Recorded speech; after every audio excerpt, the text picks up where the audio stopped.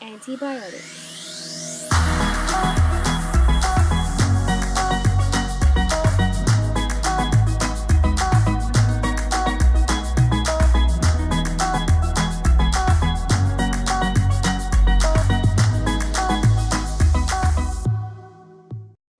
So what are antibiotics?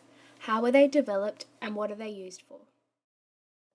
Antibiotics are medicines that are used to fight bacterial infections and diseases. Antibiotics were developed by Alexander Fleming in 1928 when he accidentally left open a culture plate of virulent Staphylococcus bacteria. By chance, a fungus called Penicillium notatum happened to fall on the plate, and just so happens the fungus killed off the Staphylococcus bacteria. The Penicillium notatum was then turned into what we know as today as penicillin. How do antibiotics work?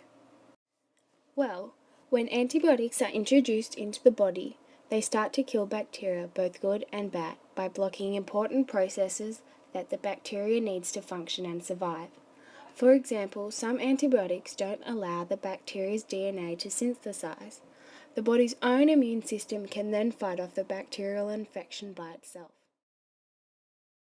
So how have we gone from viewing antibiotics as the magic bullet to the emergence of multi-drug resistant superbugs? The magic bullet saying comes from an old superstition that a bullet could be charmed to make sure it could hit a specific target. When they were first invented, antibiotics were seen as amazing and branded as the magic bullet, as they were thought to be able to cure anything. But over time it became obvious that antibiotics couldn't cure everything, and eventually we learned that antibiotics could only cure illnesses and diseases caused by bacteria. Contrary to the idea of the magic bullet, antibiotics don't kill specific targets. Instead, they kill almost all bacteria, good and bad, which can have a negative effect on one's body. Today, antibiotics are becoming less and less effective as new strains of resistant bacteria are becoming more prevalent. All over the world, these resistant strains are popping up. They are more common in places like India, where antibiotics are not monitored or given by prescription. As a society, we have become gradually disillusioned by learning about the downfalls of antibiotic use. We no longer see antibiotics as the magic bullet we once did. It's becoming clear that bacteria can evolve rapidly to resist antibiotics. An early example of this is the Staphylococcus bacteria, which went from 14% resistance to 59% resistance to penicillin in just 4 years. So how does harmful bacteria become resistant to antibiotics? We call bacteria which is resistant to antibiotics a superbug. This is because they have become resistant to most, if not all, antibiotics. There are two main ways harmful bacteria become resistant to antibiotics. Firstly, spontaneous change in bacteria's DNA can occur. Antibiotics usually try and bind to the bacteria's proteins, but spontaneous change can allow the proteins to be removed. Also, the protein can mutate so the antibiotic doesn't recognize the protein and can't bond to it. The second way bacteria can become resistant is by gene transfer. Bacteria can transfer or borrow resistant genes from already resistant bacteria. The bacteria borrowing the resistant gene then also becomes resistant. The overuse and misuse of antibiotics is allowing resistant strains of harmful bacteria to spread into the world's population. Even if you have never used antibiotics in your life, you can still contract a superbug, especially from hospitals, and be untreatable by antibiotics. With the use of antibiotics, it is inevitable that mutations in bacteria will occur, and those that resist antibiotics best will survive preferentially. The overuse and misuse of antibiotics is just speeding up the evolution of antibiotic-resistant bacteria. What is the human microbiome? The human microbiome is a group of organisms such as bacteria, mostly bacteria that live on and in us.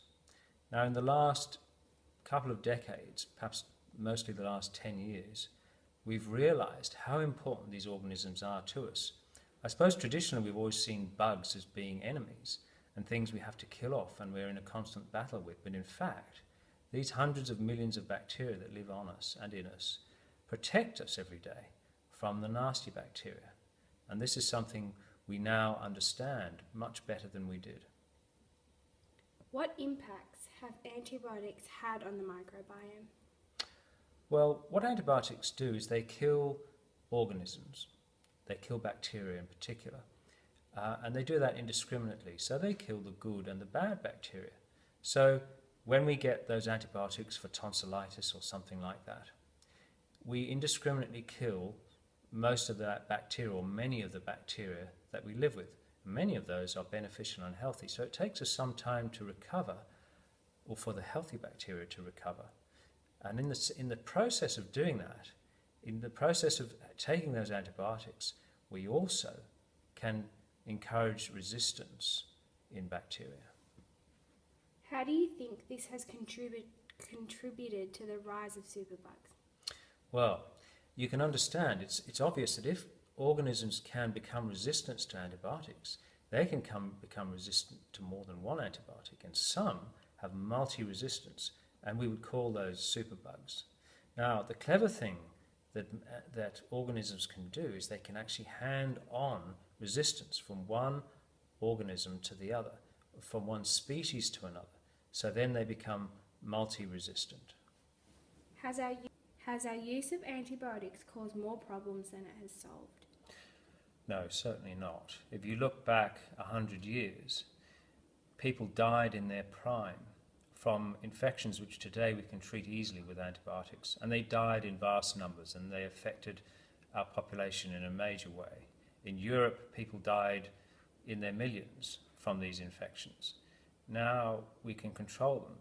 So certainly antibiotics have had huge benefits for humankind, but we are on the brink of an era when we will lose control of those infections. We could be back 100 years. We could be going back to the past where people died in their prime from these simple infections like pneumonia.